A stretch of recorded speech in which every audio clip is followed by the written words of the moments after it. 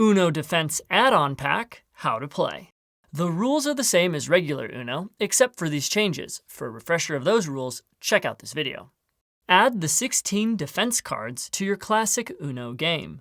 The new cards are all wild and can be played as a regular wild without any additional effects, or in response to a penalty card against you, but they may not be played in response to each other. Their additional effects are Wild Block.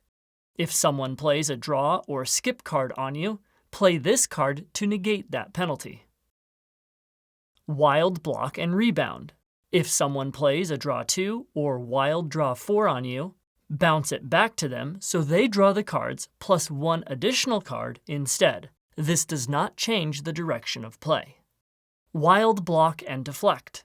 If someone plays a draw or skip card on you, deflect the penalty to the next player in turn order. Wild Redirect. If someone plays a draw card on you, deflect the penalty to another player of your choice. When playing for points, wild cards are each worth 50.